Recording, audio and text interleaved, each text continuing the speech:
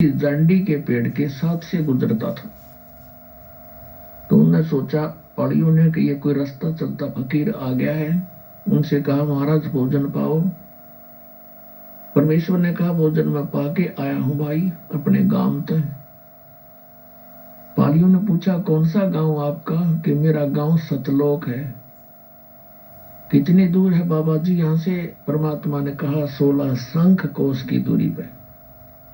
बात उनके समझ में आई नहीं। फिर उन्होंने कहा, महाराज हम अतिथि को ऐसे नहीं जाने देते, हमारा अनादर होता है, हमें पाप लगेगा।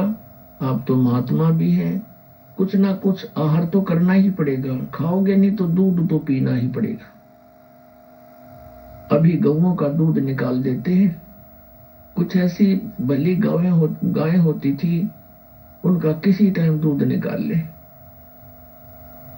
परमेश्वर ने कहा, भी मैं कुंवारी गाय का दूध पीता हूं, पिला दो। वो पाली कहने लगे, बाबा जी तेरी नीत ठीक को नहीं, मजाक करते हो आप भी हमारा कोई स्वीकार करना नहीं चाहते हमारी भेंट।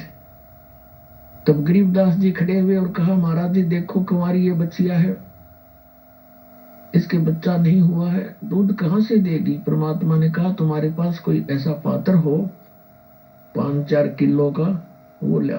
तो वह एक लस्सी ले जा करते, छोटा मटका था मिट्टी का, वो खाना खुना खा के उन्हें मांझ धोकर दे रखा था।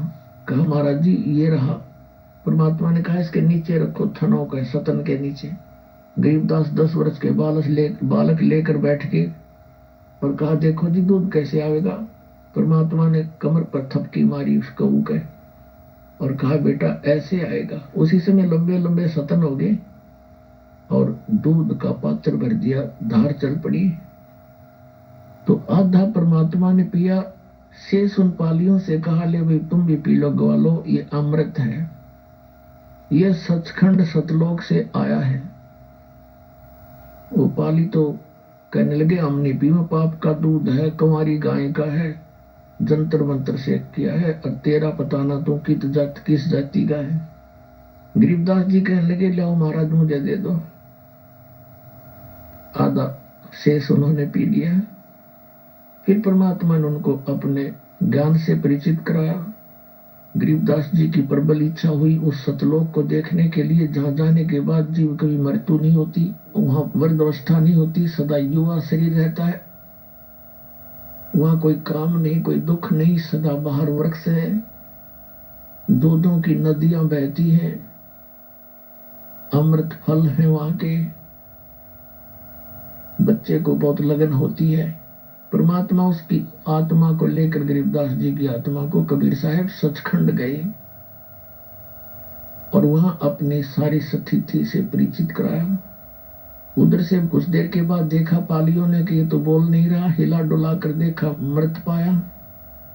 गांव में भागे आए, गांव के लोग वहां गए, फिर आसपास के रिश्तेदार इकट्ठे की। शाम तक तो देर तक हो गई थी, शाम के 7-8 बज गए थे। चिता पर रखकर उसको अंतिम संस्कार करने की तैयारी कर दी थी। इस दौरान 8-10 घंटे परमात्मा के साथ रही प्यारी आत्मा। ऊपर के सब लोगों को देखा, भगवान कैसा है, कौन है। श्री ब्रह्मा विष्णु महेश जी की स्थिति देखी, काल को देखा, उस नरक को देखा और सतलोक को देखा। फिर वापस आए। परमात्मा ने शरीर आत्मा को तुरंत भेज दिया कि कहीं शरीर का नाश ना करने की तैयारी ही थी। चिता के ऊपर ही आत्मा सचेत हो गई, शरीर में कंपन हुई।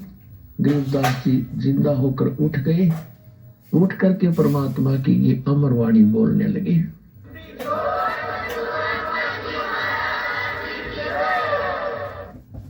एक बार गरीबदास साहिब जी से कहा कि भगवान, जैसे ये एक फाग का दिन, होली का दिन आता है, तो अन्य व्यक्ति कहते हैं कि आओ जी होली खेलते हैं,